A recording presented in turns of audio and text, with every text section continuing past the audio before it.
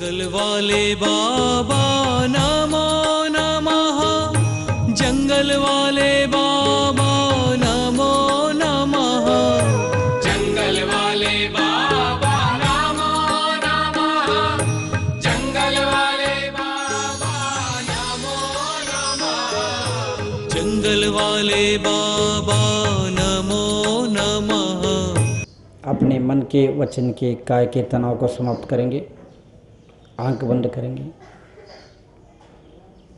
एकदम सहज हो जाएंगे। शरीर को शिथिल छोड़ेंगे और अर्थ सहित पंच परमिष्टि का स्मरण करेंगे। एक बार हम अर्थ सहित भाव विभोर होकर के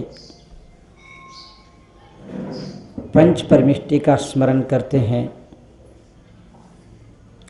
तो हमारे अनंत कर्म कट जाते हैं। अनंतकालीन राग द्वेष कषाय की श्रृंखला टूट जाती है। पंच परमिष्टि का शुद्ध उच्चारण कर लेते हैं, सारे अंदर के विकार बाहर निकल जाते हैं। शरीर स्वस्थ होता है, शरीर शीतल होता है, मन शांत होता है और चेतन शुद्ध होता चला जाता है। पंच परमिष्टि की महिमा अपने आप में है। मन वचन काय से अर्थ सहित भावविभोर होकर के एक बार अंतरंग से वैराग्य से ओतप्रोत होकर के पंच परमिष्टि का स्मरण करके देखे,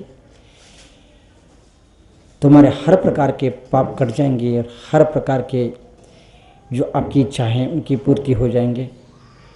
सब लोग अर्थ सहित पंच परमिष्टि का स्मरण करेंगे। ओम नमः सिद्धेभ्य बोलेंगे सब लोग।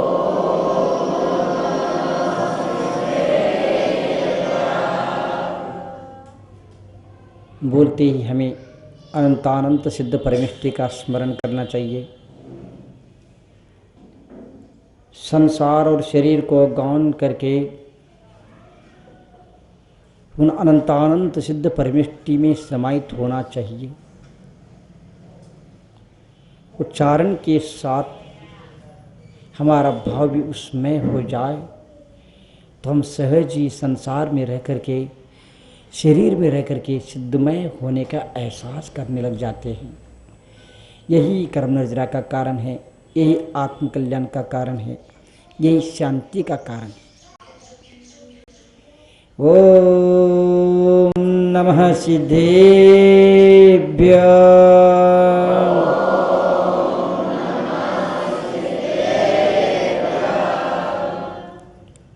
उच्चारण शुद्ध हो,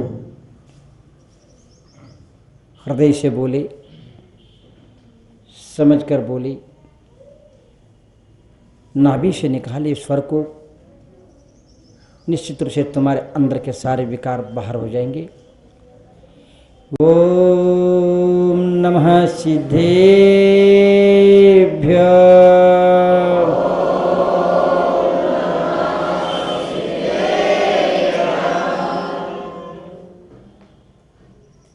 इस प्रकार सिद्ध परमिष्टि का स्मरण करके अपने आप में समाहित होते जाइएगा, सहज हो जाइएगा, सरल हो जाइएगा, राग द्वेष से मुक्त होकर के शांति प्राप्त कर जाइएगा।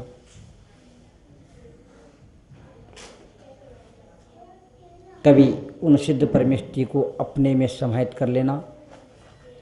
एक बार ओम नमः सिद्धेभ्य बोल करके उसमें हो जाना, उनमें जाकर के समाहित हो जाना, या तो कभी उनको अपना में समाहित कर लेना और शांति का महसूस करना। नमो अरहंतानम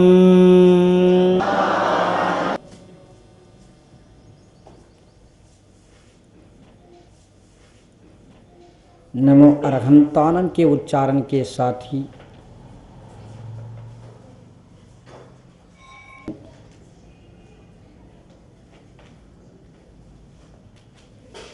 अनंत परमेष्टि कहाँ कहाँ हैं,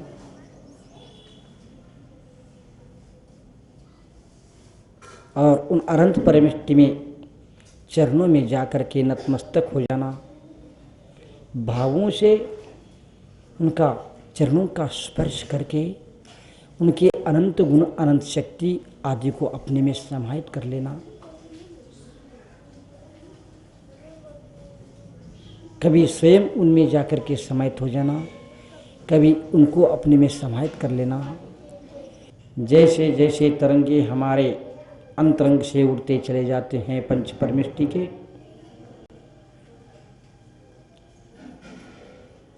वैसे वैसे हमारे अंदर के राग द्वेष कलमशता,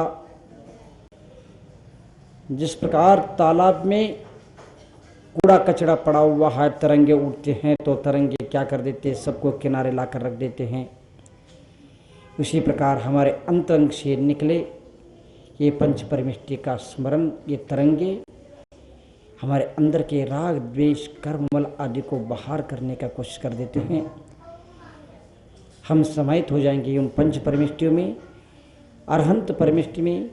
नमो अरहंतानम,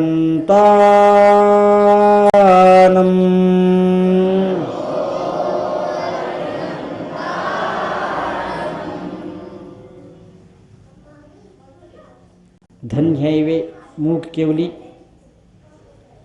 धन्यैवे उपसर्ग केवली, धन्यैवे अंतकृत केवली,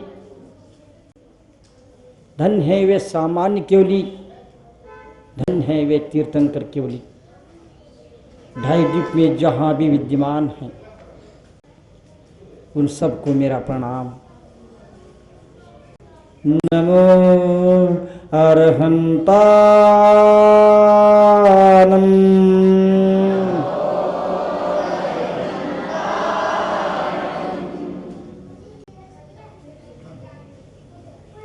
नमो सिद्धानम,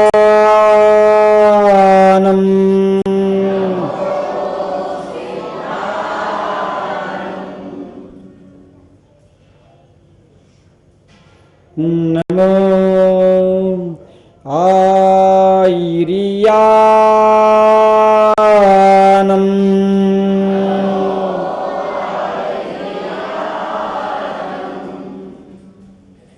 जितने भी आचार परमेष्टि है, गंधर्व परमेष्टि है, उन सब के मेरा प्रणाम। ढाई द्वीप में जितने भी 3 कम 9 करोड़ वनराजों में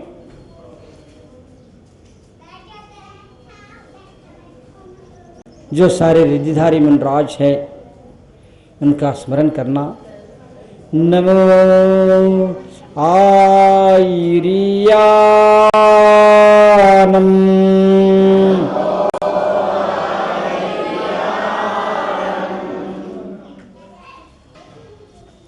नमो उवज्झायानम,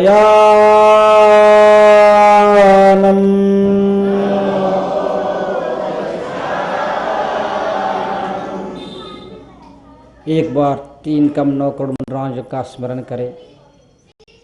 रिद्धिधारी मनराज, वैखिक रिद्धि के धारी, चारण रिद्धिधारी, परिहार विशुद्धि संयमधारी, मनप्पर्य ज्ञानी, अवधि ज्ञानी और अनेक प्रकार के रिद्धियों से सहित औषधि रिद्धि आदि अनेक रिद्धियों से उन मनराजों का भाव से स्मरण करना, भावों से स्पर्श करना। ये पंच परमेष्टि पद हमारे लिए औषधि के रूप में है, अमृत को प्रदान करने वाला है, हमारे अंदर के सारे विकार और राग द्वेष को समाप्त कर दोषों को दूर करने वाला है। इसका अवश्य स्मरण इस प्रकार रोज करेंगे, निश्चित रूप से आप मनोवांछित फल पाएंगे। नमो वज्झायानम,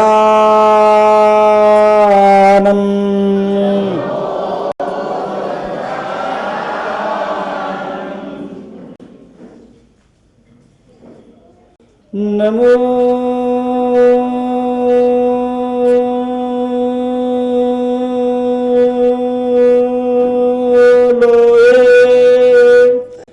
सौव साहूणम्।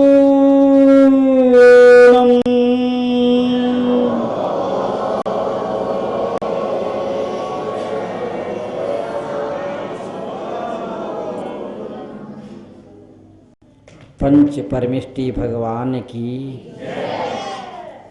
अनंतानंत सिद्ध परमेष्टि भगवान की, संत शिरोमणि आचार्य गुरुवर श्री विद्यासागर जी महाराज की,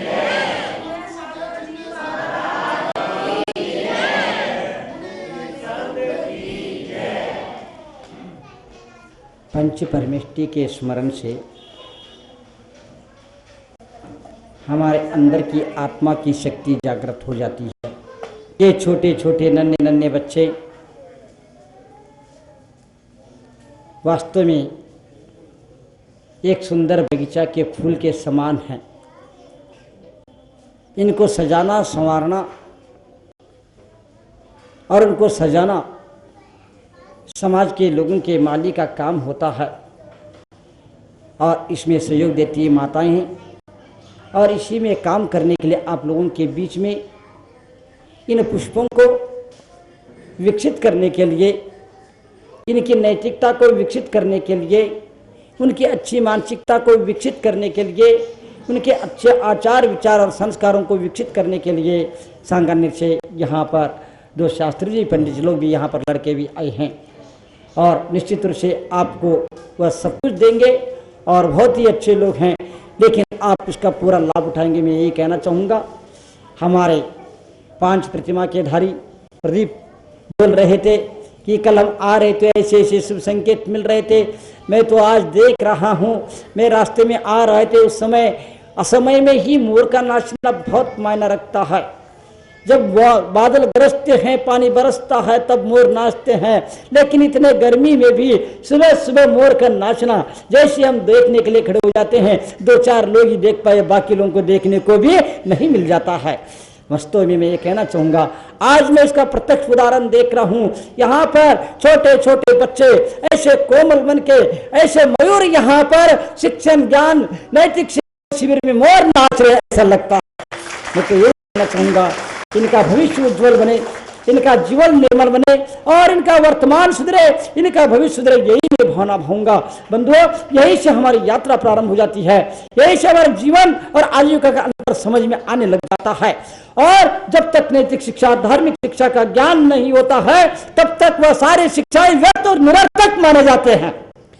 मैं माता बहनों से कहना चाहूंगा, समाज के लोगों से भी कहना चाहूंगा, दुनिया भर के शिक्षा तो देते हैं, लेकिन आज हम अपने बच्चों को नैतिक शिक्षा और धार्मिक शिक्षा नहीं दे रहे हैं। कितने भी शिक्षा दे दे, कितने भी पैसे कमा ले, यदि उनके पास नैतिकता और धार्मिक शिक्षा का ज्ञान उनके पास नहीं है, उनके पास कुछ भी नहीं है। वह कितने भी पढ़ा लिखा बने, वह सुशिक्षित हो सकता है, किंतु सुसंस्कारित नहीं हो सकता है। साक्षर होना सुख के लिए कारण नहीं है। सुशिक्षित होने मात्र से कोई सुखी हो जाए, यह संभव नहीं है।